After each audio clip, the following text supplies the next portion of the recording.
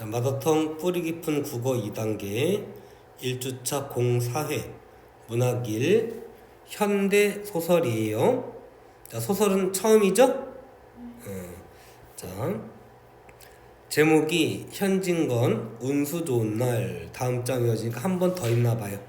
두 번에 걸쳐서 나왔네요. 꽤 기네 그러면. 자, 들어가기 전에 보기에 있는 것들 혹시 자료 얻을 수 있는 게 있으면 정보 얻을 수 있는 게 있는지 한번 보고 읽고 시작할게요. 자, 이 작품의 배경인 1920년대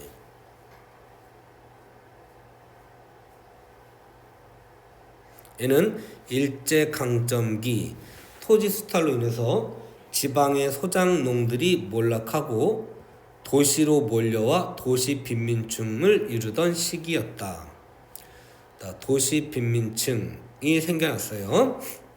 이 당시에는 인력거꾼을 비롯한 육체 노동에 종사하는 도시 빈민들이 대량으로 발생하였고 고질적 빈곤에 시달려야 했다.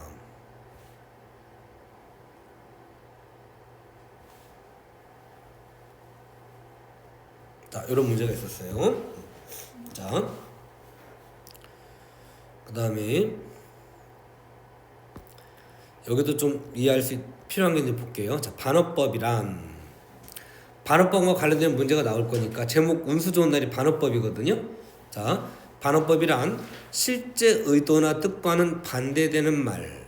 자, 의도하고 표현이 반대인 거예요.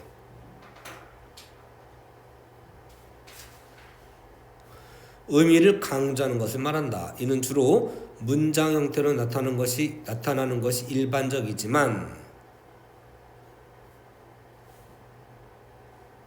요거를 언어적 아이러니라고 그래요. 조금 어려우려나? 자, 이걸 언어적 아이러니라고 하고 요걸 반어법이라고 그래요. 이렇게 쓰면 안 되겠다.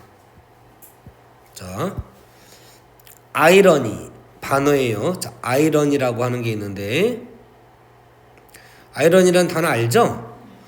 그걸 우리말로 번역하면 반어도 되지만 역설도 돼 있긴 하지. 사실은 패러독스라고 하는 역설이 따로 있지만 요거를 그 중에 언어적 아이러니 라고 하고 요게 우리가 알고 있는 반어법이에요. 표현과 의도가 반대될 때 문학 등에 이르러서는 조금 더 다양한 방식의 반어법이 나타난다. 예를 들어 서술자가 믿을 수 없는 인물이라 서술 자체가 반어법이 되기도 하고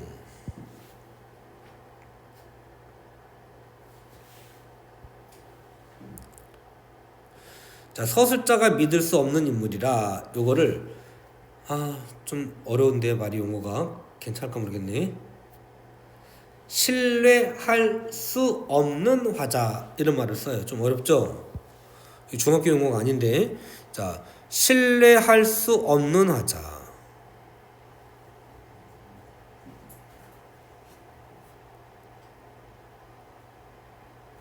신빙성 없는 화자 이런 말을 써요.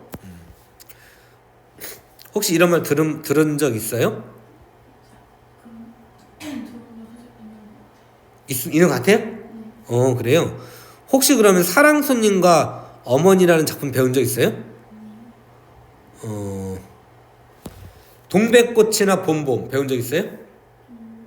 동백꽃 배웠어요? 그러면 배웠을 수도 있겠다. 그 동백꽃에 나오는 나가 점순이의 의도를 잘 못 알아먹고 있잖아요. 사실은 자기를 좋아하는 건데. 그래서 자기중심적인 생각을 말하는데 우리는 그 너머의 상황을 이해를 해야 돼. 아닌데 점순이가 잘못한 게 아닌데 받아들여야 되는 거야. 그럴 때 작품의 제목이나 등장한 인물, 인명, 지명 등이 이야기와 대조되며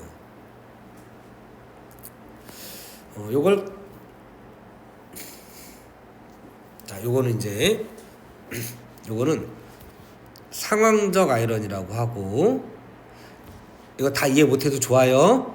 그냥 반어법만 이해해도 돼.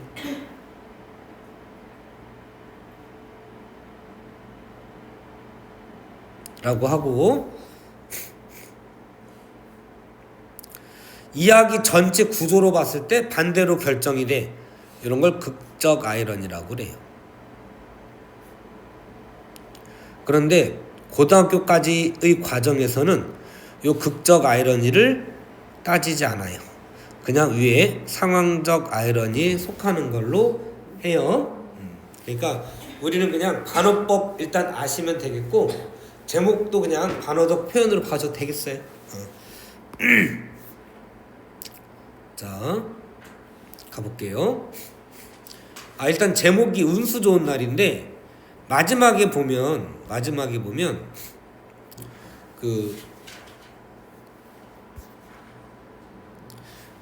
어떡할까?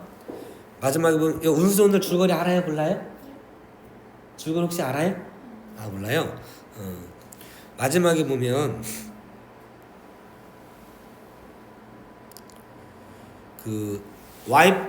남편은 도시에서 인력거를 끄는 노동자예요. 요즘으로 따지면 택시기사를 생각할 수도 있겠는데, 택시기사도 뭐 힘들긴 하지만 그래도 먹고 살 수는 있어요. 뭐 권리금 개인 택시는 뭐 1억씩 넘게 주고 사고, 사실 돈 있는 분들이 하는 거지 사실은. 근데 이제 택시기사 회사에서 운송사업 하는 사람들은 월급이 되게 적단 말이에요. 그날 산학금이라고 그러나? 회사에 낼 돈 벌어서 16만 원인가 내고 나머지 이제 갖고 이렇게 하는 거거든요. 월급 플러스. 그다음 300, 400 정도는 번다고 하는 것 같아요. 그럼 뭐 아주 풍요롭진 않아도 그냥 먹고 살 수 있는 정도인데, 공장 노동자 월급도 요즘 어느 정도 버는지 모르겠네. 근데 인력 거꾸는 그렇게 비교할 수 있는 게 아니에요. 훨씬 더 열악했다 그래요. 그래서 아내가 출산을 했어요. 그러면 먹을 것도 잘 먹고 미역국도 먹고 이러면서 산후조리를 잘 해야 되잖아요. 그런데 이 당시에는 이래요. 또 일본 놈 욕 안 할 수가 없는데. 자,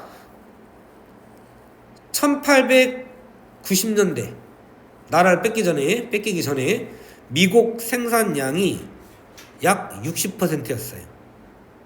쌀 생산량이. 그러니까 좀 모자르죠. 여기서 나라에서 땅을 빌리면 4분의 1을 세금을 내고, 개인의 땅을 빌리면 3분의 1을 세금을 내요. 그럼 40 남죠? 요 40을 가지고 살면 하루에 한 끼 정도밖에 못 먹어요. 뭐 굶어 죽지 않고 살 수는 있어요. 자, 그러다가 1930년대가 되면 이게 약 80%로 증산이 돼요. 그럼 살기 좋아졌죠? 쪽발이가 이런 식으로 우리나라를 도와줬다고 통계 수치를 가지고 장난질 하는 거예요. 자, 근데 이때 동양척식회사라는 게 있어요. 들어봤어요? 이게 들어와서 우리나라의 땅을 다시 측량을 하는 거예요. 해가지고 원래 내 땅인데, 다 누구나 알고 있어 내 땅인 거를. 근데 어느 날 일본어로 광고 이렇게 벽에다 방을 붙이는 거지. 몇 월 며칠까지 어디부터 어디까지 누구네 땅인지 신고서를 써서 내라, 이런 거예요. 일본어를 못 읽잖아요. 그리고 아니 내 땅 내가 누구나 다 알고 있고 아버지 할아버지부터 쭉 내려온 땅인데 뭔 신고를 해? 안 하는 거지. 그러면 그 땅을 뺏겨요. 뺏겨서 이게 일본에 귀속이 되는 거예요. 그럼 이놈들이 일본인이나 친일파에게 땅을 싼 값에 불화를 해줘요. 그래서 내 땅이 어느 날, 다음 날 다른 놈의 땅으로 바뀌어버린 거예요. 우리 집 땅도 그랬어요. 우리 선산 2개가 다 날아가 버렸었어요. 어느 날 일본인 땅이 돼버린 거지. 자, 나 이거 찾긴 했지만, 자, 그러면서 원래 땅을 가지고 있던 사람들이 지주가 아니고 소장농이 돼버리는 거예요. 근데 자, 소장농이 돼서 원래 자기 땅에서 하면 세금을 나라에 44, 뭐 일부 내면 되는데, 이제는 남의 땅을 빌려서 농사를 지어야 되니까 세금을 4분의 1 또는 3분의 1 내야 될 거 아니에요. 근데 문제는 나라에만 세금을 내는 게 아니에요. 그 땅을 농사 지을 수 있도록 중간에서 맺어준단 말이야. 응? 소작농들을 관리하는 사람이 있어요. 그걸 마름이라고 그래요. 그래서 그 마름한테도 뇌물을 바쳐야 돼요. 동척에도 세금을 내야 되고. 그러다 보니까 이중으로 나가는 거예요. 그래서 실제로 남는 건 제로. 30 남았다고 칠게요. 그러면 자, 요것도 큰 차이 없죠? 먹고 살 수 있어요. 근데 그러다 아프면 어떡할래? 병원 못 가요. 결혼이나 죽으면 어떡할래? 그러면 빚을 내요. 그럼 이듬해에는 농사 지으면 갚고 나면 제로. 이듬해에는 마이너스 30. 이듬해에는 마이너스 60 이렇게 되는 거예요. 농사를 지으면 지을수록 빚이 늘어나요. 그래서 농사를 못 짓겠다 하고 때려치고 도시로 가서 노동자가 되는 거예요. 또는 만주나 간도로 도망가는 거예요. 사할린이나 연해주로 도망도 가고요. 일본으로 들어가는 사람도 있죠. 멀리는 멕시코나 하와이로도 가는 거예요. 멕시코 우리랑 친한 척 하고 싶어 하지만 개새끼들이에요. 그 당시 그 영화 제목이 뭐더라? 멕시코에 잡혀가 있는 우리나라 사람들, 중국이나 일본에 의해서 그걸로 팔려간단 말이에요. 그러면 채찍 맞아가면서 거기서 사막에서 자라는 거? 선인장 농장에서 채찍 맞으면서 일하다가 죽고 등등 해요. 하와이에서 사탕수수 밭에서 일하다가 맞아 죽고 이런 거예요. 사할린으로 가면 얼어 죽고 뭐 이런 식이에요. 이 사람은 어디를 가지는 못하고 가족이 있으니까 여기서 노동자로 살아가고 있는데 힘겨운 거지. 그래서 아이를 낳은 그 와이프한테 먹을 것도 못 사주는 거예요. 자, 그러던 중에 조금 돈을 얻어서 좁쌀을 얻었어요. 좁쌀 알죠? 좁쌀을 밥을 해서 조팝이라고 밥을 했는데 이거는 쌀하고 좀 다르대요. 껍질이 덮여 있는 거기 때문에 아주 푹 익혀야 돼요. 근데 아기를 낳고 아무것도 못 먹었던 사람이다 보니까 이거를 설익은 거를 손으로 이렇게 집어 먹은 거예요. 허겁지겁. 그러다가 얹혔어요. 얹혔으면 따면 되잖아. 그죠? 막힌 거 내려갈 수 있는 한약이라든가 먹으면 되잖아. 옛날에 그런 게 없었어요.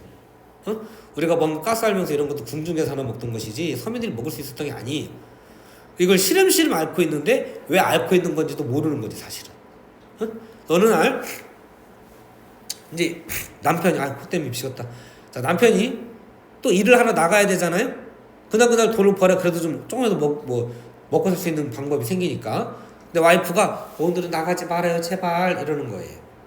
남편이 씨발 내가 붙어있으면 밥이 나가면 어쩌냐 나간 거지.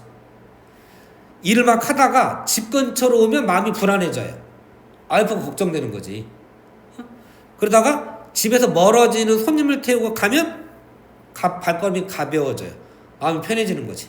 근데 마침 눈이 올 줄 알았는데 비가 내린 날이에요. 비가 추적추적 내려요. 그런 상황에서 손님이 자꾸 생기는 거예요. 운이 좋다 오늘은. 이래서 일을 열심히 했어요. 그리고 이제 일이 끝났어. 집에 그럼 들어가야 될 거 아니에요. 들어가기 전에 선술집을 들러요. 이 양반 못된 놈 아니야. 사실 마음이 불안했던 거예요. 선술집에 들어가가지고 친구를 하나 불러요. 술을 먹는 거야, 막걸리를. 그러다가 갑자기 미친 듯이 하면서 우리 와이프 죽었네 라는 농담을 하는 거예요. 그 친구가 깜짝 놀라고 이 사람 무슨 소리야? 빨리 집에 가봐야지 이렇게 하는데 농담이야 이렇게 하는 거지. 근데 이미 얘는 죽었을 수도 있다는 불안감을 느끼고 있는 거예요. 어쨌든 끝나고 설렁탕을 아내가 늘 먹고 싶어 했기 때문에 설렁탕 한 그릇 사가지고 집에 왔어요. 자, 집에 문을 열고 들어왔어요. 근데 너무 조용한 거예요. 아가 배고프지 어떡하니 이런 소리가 전혀 안 들려요. 너무 조용한 거야. 근데 빽빽 애기 울음소리가 들리는데 크게 들리는 게 아니고 하도 울어가지고 목이 쉬고 이런 소리가 들리는 거예요. 들어갔더니 시큰한 냄새가 나요. 남편한테 일어나지도 않아 하면서 이제 와이프를 소리를 치고 했는데 꼼짝 안 해요. 인연이? 하고 땅을 착 때려요. 안 일어나죠. 2년이 또 때려요. 안 일어나요. 이미 알고 있어요, 죽은 거. 근데 그걸 믿고 싶지 않은 거예요. 그래서 아니 왜 그 좋아하는 설렁탕을 사왔는데 먹지를 못해? 이러면서 부둥켜 안고 울면서 끝나는 거예요. 그럼 제목이 운수 좋은 날이에요, 운수 나쁜 날이에요? 운수 나쁜 날이죠? 그럼 끝까지 갔을 때 결국은 운수가 반대잖아. 그래서 여기 제목 자체를 반어적 제목이라고 할 거예요. 자, 여기다 쓸까요? 자, 운수 좋은 날. 끝에다 쓰자. 두 번째 거에다 쓰자. 여기다가.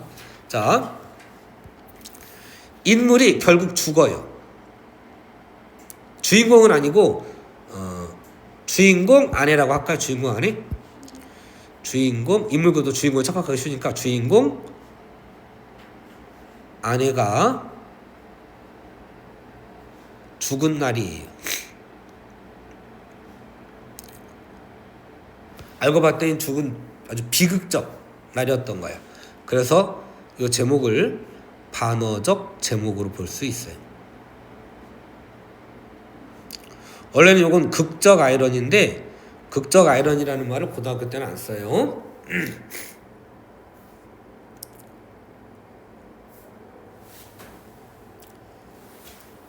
자, 됐죠? 자, 반밖에 못할 것 같네요. 새침하게 흐린 모습이 눈이 올 듯 했는데 눈은 아니 오고 눈을 기다렸는데 눈이 올 듯 하더니 눈은 아니 오고 비만 추적추적 내리는 날이었다. 기억의 기능 다음 그 문제 한번 봐볼까요? 문제 한번 봐보세요.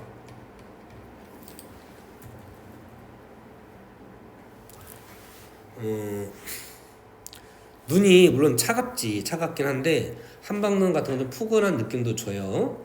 근데 그게 추적추적 내려가지고 땅도 질퍽질퍽해지고 그런 느낌이 나면 좀 우울한 분위기인 거예요. 전체적인 소설의 분위기를 우울하게 만드는 거예요. 일단 답을 먼저 고를까요? 고르고 요거를 앞에다 써볼게요. 우울한 분위기 조성.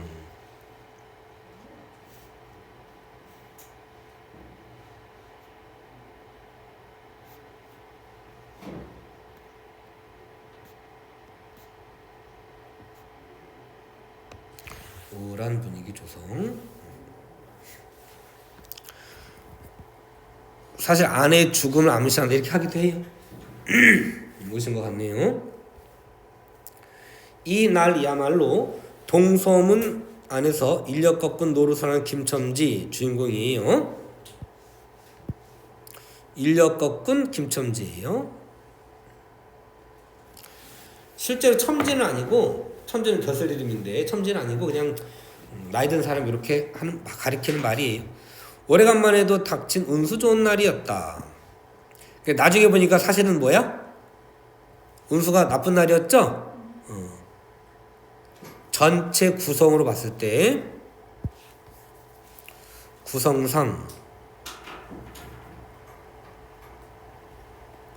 반어적 제목이에요. 반어적이에요.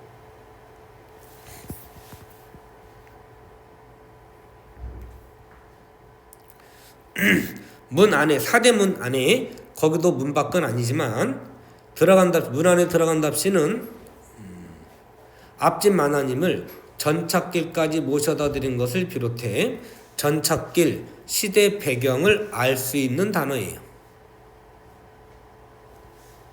물론 오늘날도 전차 일부 남아있긴 하지만 1930년대 여기 20년대 나왔지만 20년대 30년대인 거예요. 시대 배경 암시.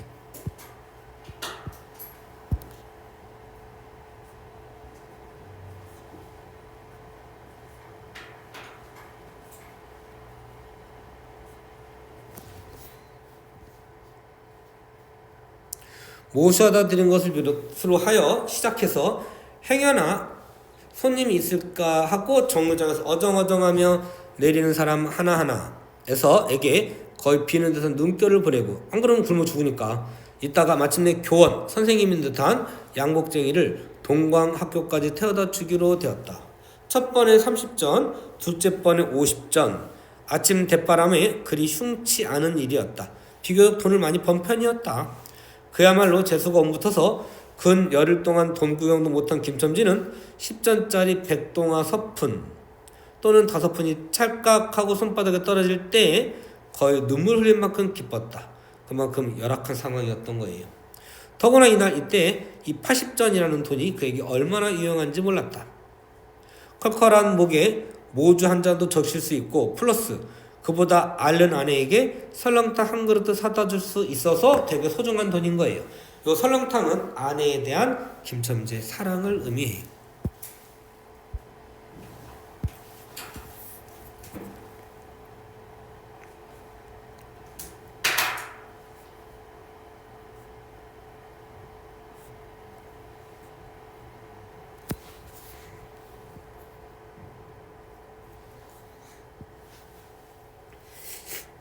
이제 설렁탕을 사줄 수도 있다. 앓는 어미 곁에서 배고파하는 보채는 개똥이. 옛날에는 이게 진짜 이름이 아니고 그 귀한 자식은 귀신이 도깨비가 잡아간다고 그래가지고 이름을 그냥 어렸을 때는 개똥이, 말똥이, 돼지 뭐 이런 식으로 불러요. 이름은 따로 있는 거지. 물론 양반집에서는 어렸을 때만 부르는 이름도 따로 있어요. 호적이 오르는 이름이 따로 있고요. 족보에 오르는 이름이 따로 있고요. 필명도 따로 있고 호도 있고 이름이 4개, 5개, 6개 그래요. 사기꾼이라서 그런 게 아니고 원래 양반들은 이름이 그래요. 자, 근데 이제 우리 그 민간에서 서민들은 이게 옛날에는 요즘은 이제 많이 좋아졌지만 한 60, 70년대, 70, 80년대까지만 해도 홍역으로 앓고 죽는 사람이 꽤 있었어요. 홍역 알아요? 요새 그 홍역이 아주 뭐라 그러냐? 대상포진? 그게 홍역에 그 균이 남아있다가 되는 거라고 하거든요. 응? 그래서 옛날에는 서너 살 때 많이 죽었대요. 그래서 정지용, 시인 정지용 있죠? 그 경우에도 애를 거의 12인가 낳았을걸요? 근데 그 중에 반이 죽었어요. 우리 집만 해도 위에 2형이 나는 나중에 알았어요. 형이 2이 더 있었대요. 제가 하나만 있는 거를 한 20대나 좀 돼서 알았는데 한 3, 40 좀 더 지나가지고 한 명 더 있었다는 거 나중에 알았어요. 부모님이 얘기를 안 해요. 왜? 마음 아프잖아요. 응?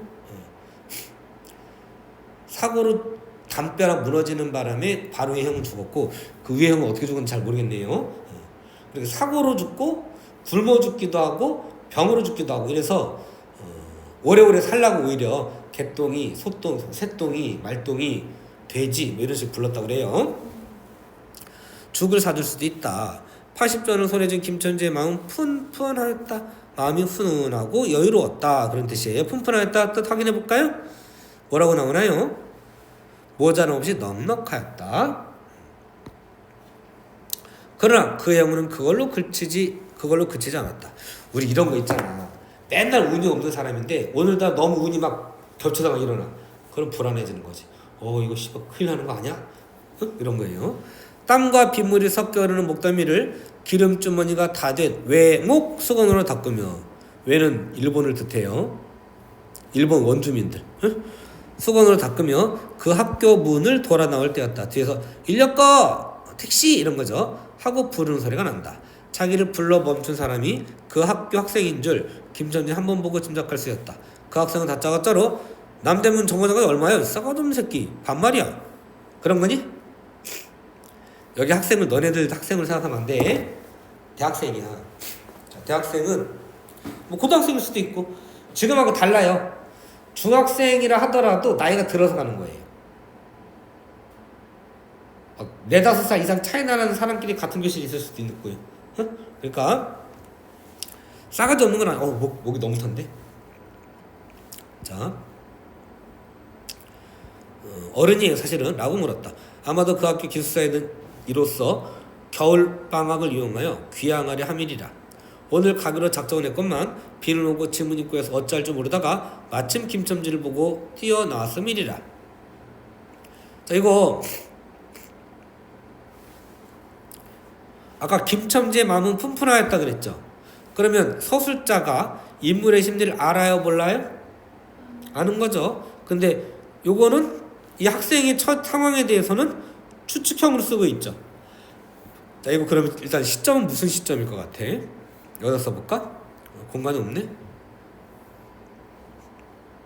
자, 여백 있는 데 활용해서 3번과 4번 같은 데 써볼까요? 자,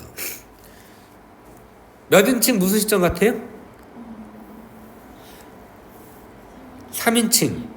그 다음에 관찰자야, 전제적 작가야? 애매하죠? 근데 일단 인물의 심리를 알지? 전지적 작가 시점.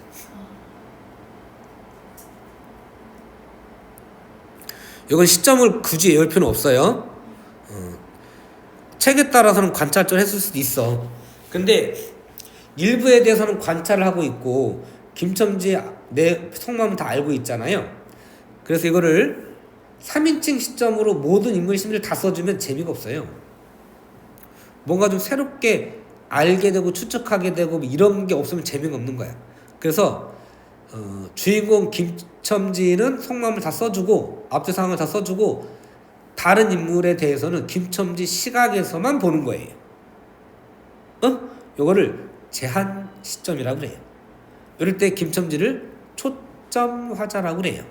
그림으로 그린다면, 자, 얘가 소설이 있어. 그럼 요거를 서술자가 밖에 있는 거예요. 밖에 있는 서술자가 특정 인물의 입장에서 다른 인물을 묘사하는 식으로 쓰는 거예요. 다른 인물을 이렇게. 그럼 일단 서술자는 작품 안에 있어요? 밖에 있어요? 작품 밖에 있는 거예요. 작품 밖에 서술자가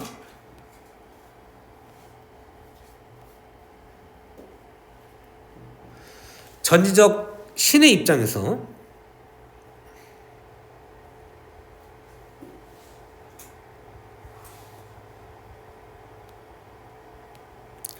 인물의 심리나 처한 상황까지를 다 서술할 수 있는 거예요. 근데 이거를 개념의 나비효과나 다른 책들에 보면 제한 시점을 3인칭 관찰자 시점에 속하는 걸로 하기도 해요. 이걸 이건 전적인데 이거 관찰자인데 이렇게 막 할 필요 없고요. 그 부분에서 판단할 수 있으면 돼요. 여기는 주로 누구 입장에서 쓰고 있는 거예요? 김첨지 입장에서 주로 쓰고 있는 거예요.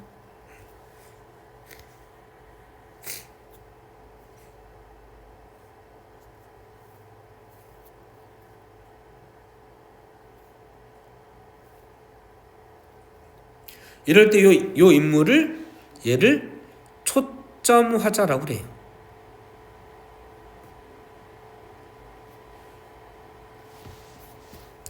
보통 그냥 3인칭 전자 작가 시점으로 할 거예요 아마.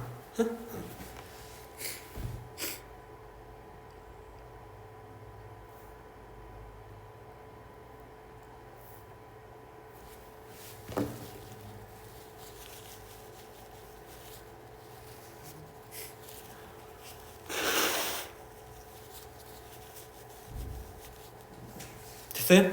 자.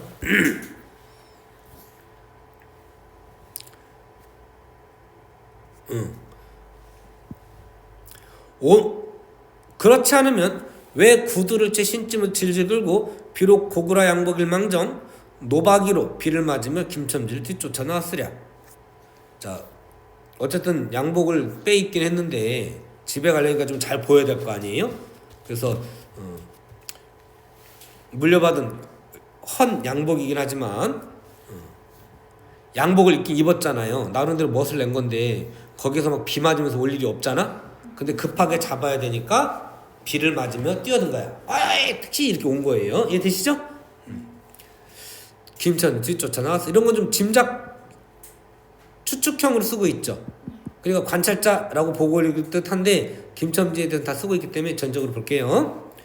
남대문 정과정까지 말씀입니까? 하고 김첨지는 잠깐 주저하였다. 왜? 멀어. 힘들어. 그는 이 우중에 우장도 없이 그 먼 곳을 철복거려 가기가 싫었습니까? 요거는 또 추측형이죠. 김첨지 심는데도. 응? 처음 것 둘째 것으로 그만 만족하였습니까? 아니다. 결코 아니다. 이상하게도 꼬리를 맞물고 덤비는 이 행운 앞에 조금 겁이 났습니다. 이렇게 실제 진짜 이유를 알고 있잖아요. 그러니까 전지적으로 볼 수 있어요. 그리고 집을 나올 때 아내의 부탁이 마음에 캥겼다. 오늘은 제가 아픈데 나가지 말고 이 집에 있으세요 이랬거든. 응? 앞집 아나님한테서 부르러 왔을 때 병인은 아내의 병이 누구예요? 병자 누구야? 아니 는 뼈만 남은 얼굴에 유일의 샘물 같은 생명력이 잘 안 느껴지는 얼굴이었나 봐요. 못 먹어가지고. 그때 눈은 커 유달리 크고 움푹한 눈에 애걸하는 빛을 띄우며 오늘은 나가지 말아요. 제발 덕분에 집에 붙어 있으세요. 내가 이렇게 아픈데 라고 모기소리같이 중얼거리고 숨을 걸그렁걸그렁 하였다. 그때 김첨지는 대수롭지 않은 듯이 아따 찐장 맞을련. 자, 이거 비속어를 썼죠. 자, 이런 거 인물의 성격을 간접적으로 제시하는 거예요. 자, 옆에 써볼까요? 자, 여기다가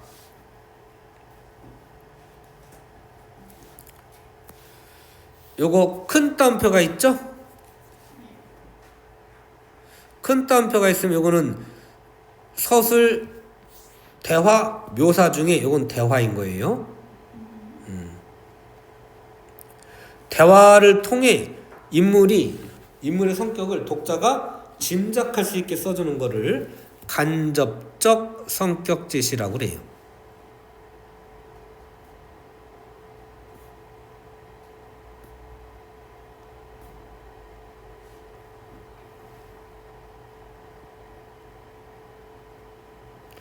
외우세요. 다른 말로 보여주기. 고2 때까지는 showing이라는 말을 쓰는데 수능에는 안 나와요. 극적 제시. 여기 쓸 때 요거는 이렇게 쉼표고요. 여기는 중점이에요.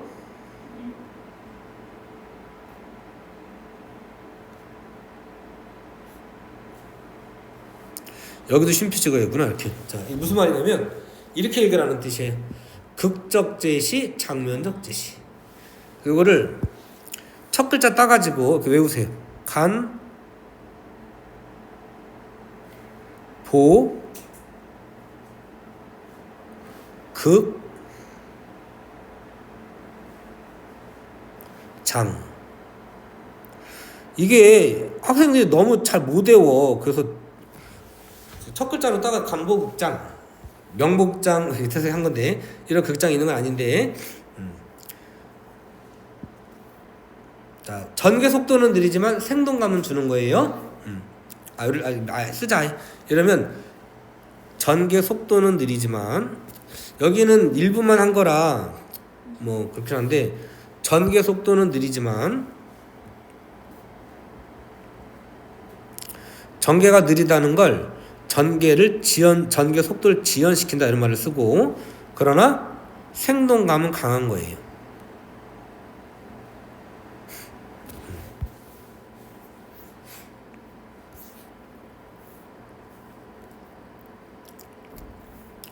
오늘 2시 50분까지 할게요.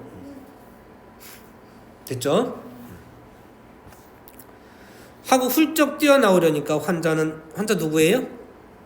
아니 붙잡을 듯 팔을 내저으며 나가지 말라도 그래. 그럼 일찍 들어와요 하고 목매인 소리가 뒤를 따랐다. 정과장까지 가잔 말을 들은 순간 경련적으로 떠는 손, 유달리 큼직한 눈, 울듯한 아내 얼굴이 김첨지 눈앞에 어른어른하였다. 그러니까 지금 아내를 걱정하고 있는 거죠? 이거 김첨지의 속마음이잖아요. 그러니까 전지적으로 할 수 있어요. 그럼 남대문 정과장까지 얼마나 말이요? 하고 학생은 초조한 듯이 인력 꺾은 얼굴을 바라보 혼잣말같이 인천차가 11시에 있고 그 다음에는 오후 2시에 있습니다. 이런 뜻이에요. 라고 중얼거린다. 1원 50점만 줍시오. 이 말이 저도 모르게 불쑥 김첨지입이 떨어졌다. 좀 비싸게 불렀나봐요. 제 입으로 부르고도 스스로 그 엄청난 돈 액수에 놀랐다. 한꺼번에 이런 금액을 불러라도 본 지가 그 얼마만인가. 그래서 그 돈 벌 용기가 병자에 대한 염려를 사르고 말았다. 불사르고 말았다. 없어졌어요. 그래야 아내 설렁탕도 사주고 등도 할 수 있으니까. 설마 오늘 내로 어떠랴 싶어. 아이씨, 설마 오늘 죽겠어. 응? 이런 거죠. 그러니까 죽을 수도 있다고 지금 생각을 하고 있는 거예요. 그래서 지금 불안해하고 있는 거예요. 무슨 일이 있더라도 제1, 제2의 행운을 곱한 것보다도 더한 것보다도 오히려 2배가 많은 이 행운을 놓칠 수 없지라고 생각하였다. 누구 생각? 김천지 생각. 그럼 무슨 시점? 전지적 작가로 볼 수 있다는 뜻이에요.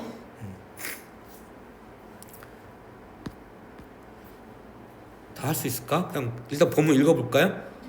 그 문제 풀어오는 게 숙제야. 자, 2번 중략주거리. 김첨지 이딸은 못 끝낼 수도 있어요. 자, 이딸은 행운으로 많은 수입을 얻게 된다. 그러나 김천지는 점점 알 수 없는 불안에 시달리고 아내가 죽었을까 하는 걱정, 집으로 향하던 길에 친구인 치삼을 만나 술을 마신 뒤에 왜 안 가고 이렇게 중간에 술을 마실까? 불안하니까. 설렁탕을 사서 돌아간다. 그러니까 색깔 해놓을까? 알 수 없는 불안이 있고, 자, 이해 안 가죠? 불안하면 빨리 가야 될 거 아니야? 이렇게 생각할 텐데, 겁나는 거지 사실은. 친구랑 마시면서 그 두려움을 떨치고 싶었던 거예요. 김첨지는 술 취한 중에도 설렁탕을 사가지고 집에 다다랐다. 집이라고 해도 물론 월세집이고 또 집 전체를 세든 게 아니라 안채와 뚝 떨어진 행랑방 한 칸을 노비들이 원래 사는 방이에요. 빌려둔 것인데 물을 길어대고 한 달에 1원씩 내는 터이다. 만일 김첨지가 술기운을 띠지 않았다 한다면 한 발을 대문에 들어놓았을 때 그곳을 지배하는 무시무시한 정적, 폭풍과 지나간 뒤에 바다 같은 정적에 다리가 떨렸으리라. 서술자는 상황을 다 알고 있는 거예요. 쿨룩거리는 기침소리도 들을 수 없다. 그르렁거리는 숨소리조차 들을 수 없다. 다만 이 무덤 같은 침묵을 깨뜨리는, 이렇게 줄표 들어가면 양쪽에 있는 건 맞줄표라고 하고 하나 들어 이거 앞에 걸 뭐 부연 설명해 주는 거라고 보면 되겠어요. 깨뜨린다기보다는 한층 더 침묵을 깊게 하고 불길하게 하는 빡빡하는 극한 소리. 쪽쪽이 아니고 빡빡이야. 저지 안 나오는 거야. 어린애 젖바는 소리가 날 뿐이다. 만일 청각이 예민한 애 같으면 그 빡빡 소리는 빨 따름이고 꿀떡꿀떡하고 젖 넘어가는 소리가 없으니 빈젖을 빤다는 것도 짐작할든지 모르리라. 젖도 안 나올 정도로 굶은 거예요. 영양실조로 죽은 거야. 그래서 체한 것도 있지만 영양실조도 있는 거야. 혹은 김첨지도 이 불길한 침묵을 짐작했는지도 모른다. 이거는 또 추가로 했을까? 추측을 했을까? 뭐가 독자의 상상력을 유발하기 위해서 이렇게 한 거예요. 그렇지 않으면 대문에 들어서자마자 전혀 없이 이 난장 맞을련, 남편이 들어오는데 나오지도 않거나 이 오라질련, 일부 욕을 하고 있는 거예요. 누워서 못 움직이는 걸 알고 있잖아. 근데 큰 소리죠. 왜? 죽었을 거라고 짐작하기 때문에. 그래서 설마 하고 두려움을 떨치려고 하는 거예요. 이해돼요? 그리고 직접적 심리 제시예요, 간접적 심리 제시예요? 간접인 거예요. 나 그 직접이라고 썼냐?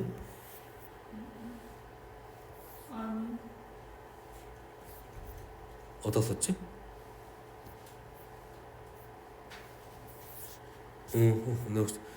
자, 대화 나오면 큰 따옴표 나오면 무조건 간접. 고함을 징겨 수상하다. 이 고함이야말로 제 몸을 엄습해오는 무시무시한 공포증을 쫓아버리려고 하는 허장성세, 허세를 부린 까닭이다. 이해돼요? 하여간 김첨지는 방문을 왈칵 열었다. 구역을 나게 하는 축이, 어떤 시체 썩는 그런 냄새 뭐 이런 축이 뭐라고 나오나? 불쾌한 기운. 이게 뭐 여기 보면 이게 자, 떨어진 사짜리 밑에서 나온 먼지니 빨지 않은 기적에서 나오는 똥내와 오줌내. 아내가 못 움직이니까 가지각색 때가 켜켜이 앉은 옷내. 문제 풀 시간 드릴 수 있겠는데요. 아내의 병자의 땀 썩은 내가 섞인 추기가 무딘 김첨지의 코를 찔렀다. 방 안에 들어서며 설렁탕을 한 구석에 놓을 사이도 없이 주정꾼 누구예요? 누구야? 김첨지. 술주정꾼 여기서 김첨지야.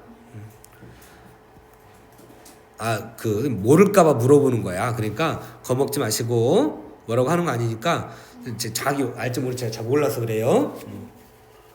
모른다고 표현해줘. 목청은 있는 대로 다 내 호통을 쳤다. 일어나라 질련. 주야장천 주장터 누워있으면 제일이야. 남편이 와도 일어나지 못해. 왜 이렇게 하는 거예요? 뭐 때문에?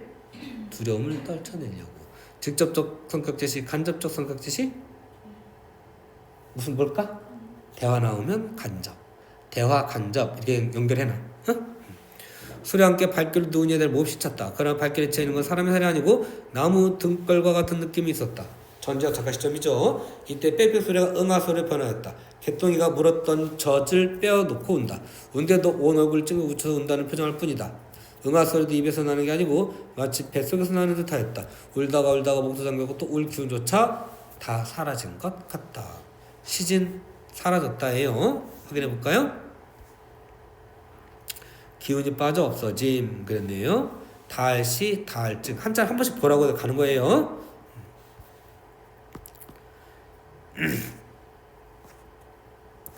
발로 차도 그 보람이 없는 것보다 남편 아내의 머리만 달라도 그야말로 까치집까지 환자머리를 까들어 흔들며. 자, 이 부분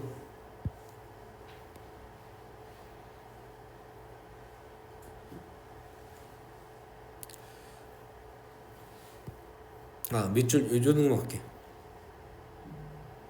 어쨌든 큰 따옴표죠? 네. 성격 제시는 아까 간접이었죠? 이런 걸 사건 전개로는 극적 전개라고 그래요. 전개 속도는 느린 거예요. 생동감은 강한 거예요.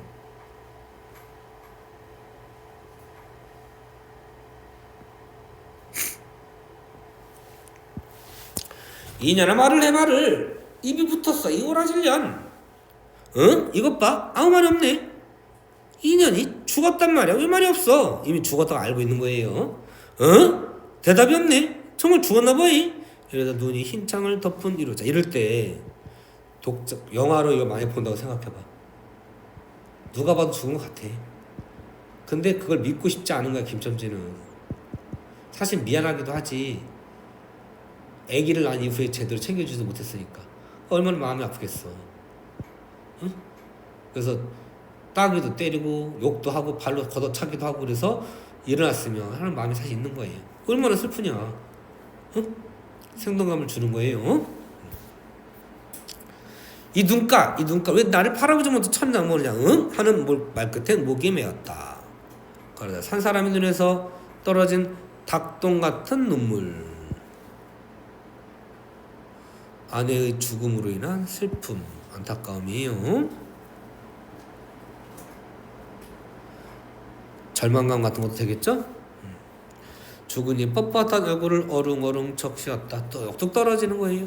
문득 김천재는 미친 듯 제 얼굴을 죽은이 얼굴 한 대 비비대면 총을거렸다. 그러니까 와이프를 싫어하고 미워하고 이런 거 아니에요. 그렇게 나오면 틀린 거야. 괴상하게도 오늘은 운수가 좋더니만 결국 운수가 나쁜 날이었죠. 반어적 제목이었던 거예요.